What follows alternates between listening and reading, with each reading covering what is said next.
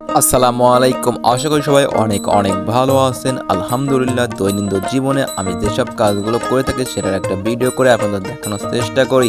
আজকে আমার কাজ হচ্ছে ধানের খেতে পানি দিতে হবে এবং ইঞ্জিন থেকে মোবাইল চেঞ্জ করতে হবে, কারণ আমাদের ইঞ্জিনটা একটু সমস্যা আছে, ইঞ্জিনে জ্যাম হয়ে রয়েছে, যার কারণে আমরা মোবাইলটা চেঞ্জ করে তারপর ধানের খেতে পানি দিয়ে আমাদের ধানের খেতে সার প্রয়োগ করতে হবে।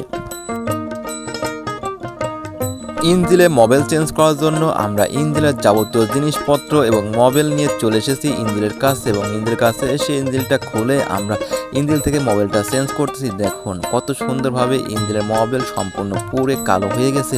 তারপর ইঞ্জিল থেকে সমস্ত কালো মোবাইল বের করে আমরা ইঞ্জিলের ঢাকনাটা খুলে ফেললাম এবং খুলে ভিতরে সুন্দরভাবে পরিষ্কার করে তারপর আমরা সুন্দরভাবে নতুন মোবাইল চেঞ্জ করব।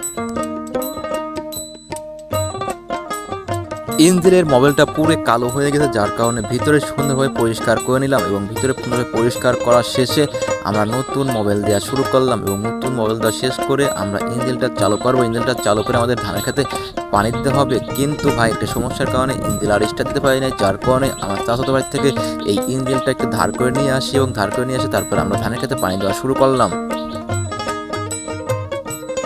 আলহামদুলিল্লাহ, চাচাতো ভাইয়ের এই ইঞ্জিনটা একটা দারুণ ইঞ্জিন। এখানে বেশি একটা কষ্ট করতে হয় না, শুধু একটা সুতা ধরে টান দিলে ইঞ্জিনটা স্টার্ট হয়ে যায় এবং যথেষ্ট পরিমাণ ভালো পানি তোলা যায়। এবং এর মধ্যেই আমরা আমাদের জমিতে সমস্ত পানি দেওয়া শেষ করে চলে আসলাম আরেকটা জমিতে সার প্রয়োগ করার জন্য, কারণ আমাদের ওই জমিতে সার প্রয়োগ করবো আমরা বিকেলে।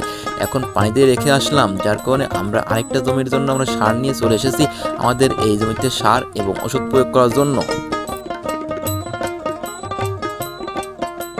আসলে আপনাদের একটা কথা জানিয়ে রাখা ভালো যে আমরা এই ধান লাগানোর পরে ধানের যত্ন করতে পারি নাই, আমাদের পাট ধোয়া নিয়ে অনেক ব্যস্ত ছিলাম, যার কারণে ধানের আর যত্ন নিতে পারি নাই। এবং এর জন্যই আমরা আজকে সার দেওয়ার জন্য নিয়েছি টিএসপি এবং পটাশ হালকাই ওষুধ নিয়ে এসেছি, কারণ আমাদের ধান এখনও ভালো মতো লাগে নাই, যার কারণে আমরা এই টিএসপি পটাশটা দিয়ে 7 দিন পরে এসে ইউরিয়ার সাথে কিছু কীটনাশক এবং আগাছানাশক ওষুধ প্রয়োগ করে যাব। আলহামদুলিল্লাহ, আমাদের এই 15 শতক জমির জন্য আমরা 15 কেজি সার এনেছি, এর মধ্যে 7 কেজি পটাশ এবং 7 কেজি টিএসপি নিয়ে এসেছি। আমরা আমাদের জমিতে এই সার প্রয়োগ করার 7 দিন পরেই আমরা ইউরিয়ার সাথে আগাছানাশক এবং কীটনাশক সার প্রয়োগ করব, যাতে ধানটা ভালো এবং কালো হয়ে যায়। আসলে ধানের জমিতে কাদা থাকে, যার কারণে সার প্রয়োগ করার কাজটা করতে অনেক কষ্ট হয়।